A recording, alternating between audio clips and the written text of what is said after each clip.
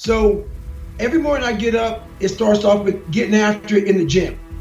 Getting after it in the gym, running, all those things I do, all those disciplines.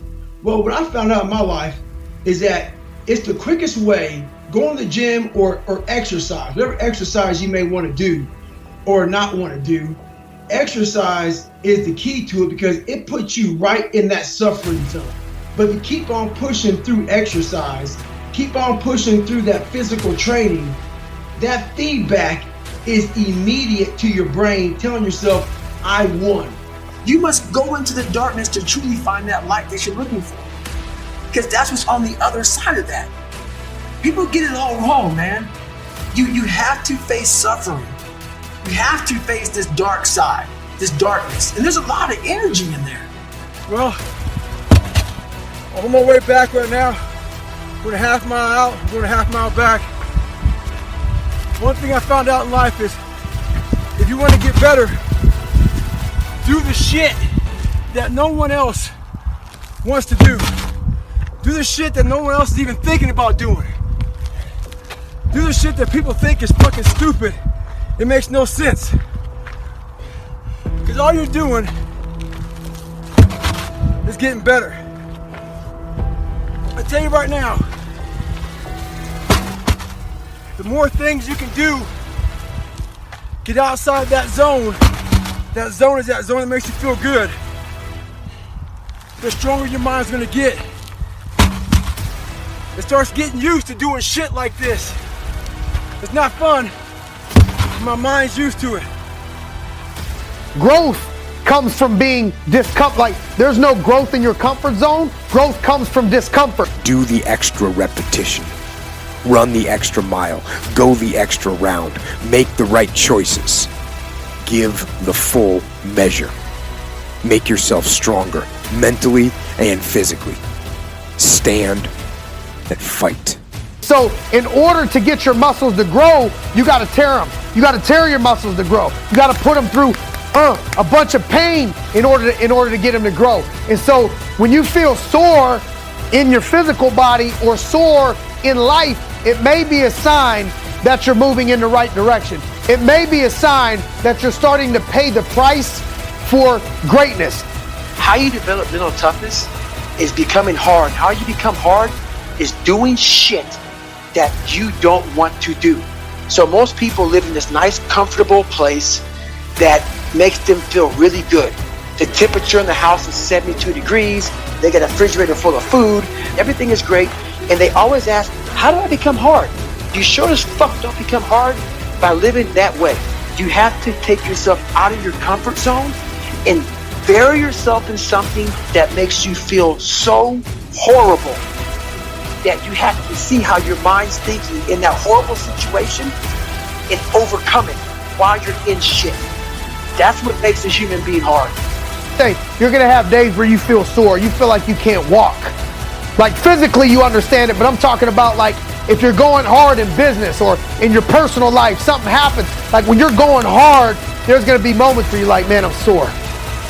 My body, my mind is sore. My emotions are so sore. I've been grinding so hard. My body is sore. And I'm going to tell you, welcome to the process that'll lead you to greatness. So think about it, when I say suffering, people cringe. People, that's the one word, whenever I post about it, people cringe. It's not about suffering and how people may look at suffering. Like you have to just go to a place that just every day of your life is suffering. You have to tap into suffering every day of your life because we have so much scarring that we have to clean up. You have to look at suffering as almost like I look at failure.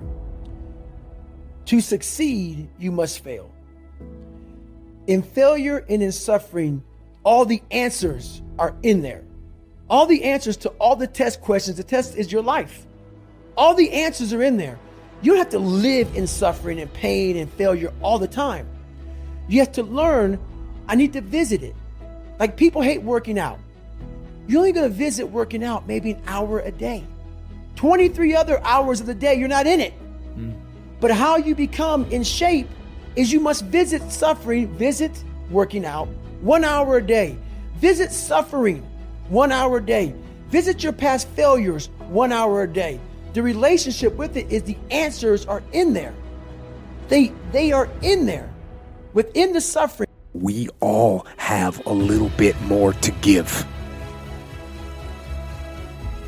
Mentally and physically, you can go further, you can push harder, you can be more ruthless if you have to be, and you can also show more mercy.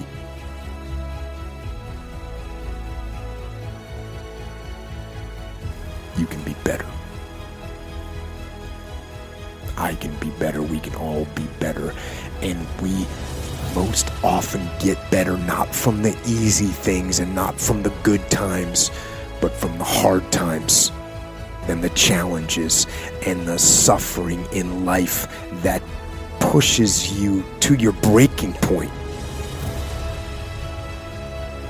and demands that you give absolutely everything you have. Because your mind chooses the path of least resistance. Your mind has the ultimate tactical advantage over you. It knows what scars you. It knows your fears.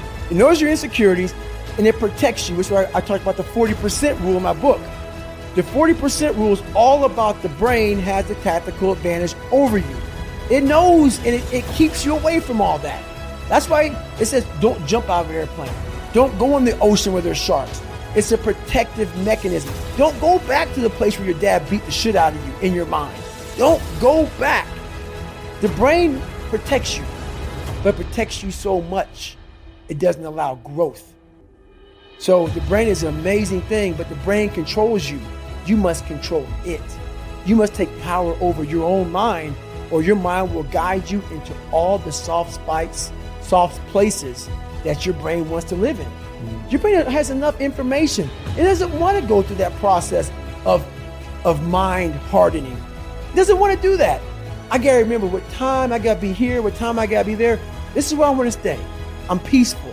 It wants to stay very peaceful and away from scarring. So that's what it is. Some examples of things that we got to do that we might not love doing.